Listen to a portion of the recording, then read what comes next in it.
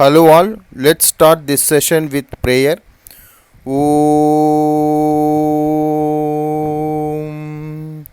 Asatoma Sadgamaya Tamasoma Jyotirgamaya Mrityoma Mamurdam Gamaya Om Shanti Shanti Shanti. This week we will see Hatha Yoga, general guidelines for yoga practitioners, Sukshma Vyayama for neck and shoulder movements. Hatha Yoga practices are designed to align and calm your body, mind, and spirit in preparation for meditation. It is a balance between Sun Pingala and Moon Ida. Hatha Yoga Pradipika propounds Chaturanga Yoga, four limbs. These are asanas, pranayama, mudra and bandhas, and Nadana Sundan. I have listed out six elements of success in yoga.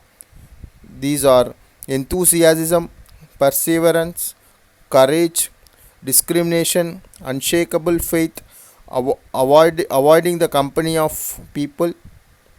There are six elements of failures: overeating, exertion, talkativeness, adherence to rules, company of people, unsteadiness. I've also listed out good food and bad food, patya, apatya. Can go through the presentation. Let's see guiding principles to be followed by yoga practitioners. Best time for yoga is during sunrise or in the evening, or whenever our stomach is light or empty.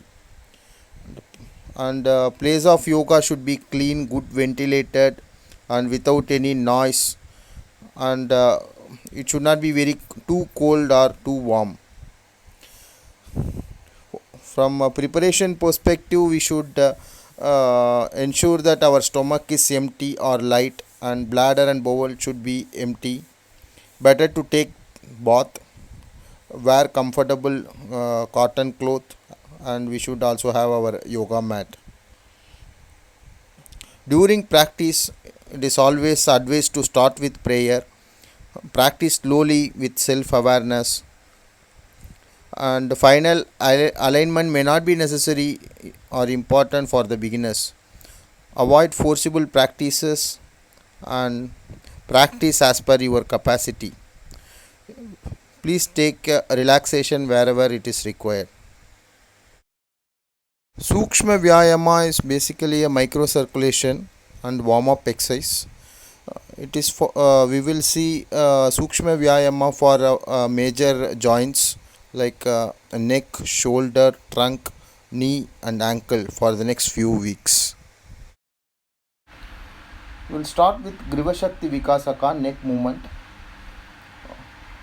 This warm up exercise helps to strengthen the neck and throat portion, and also it cures speech defects, and it has a few contraindication: vertigo, cervical, spondylite, frozen shoulder. People, they have to consult doctor before start practicing this exercise.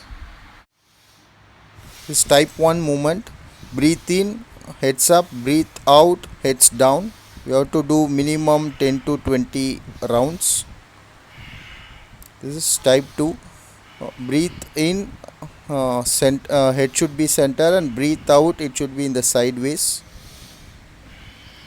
Just around again 10 to 20 rounds. This is the third type of neck movement. When we breathe in, we need to be in center, and breathe out in sideways. This is fourth type of exercise, neck rotation.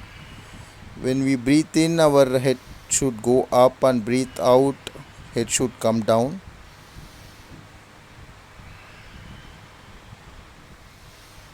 This anti-clockwise neck rotation. Again 5 to 10 times.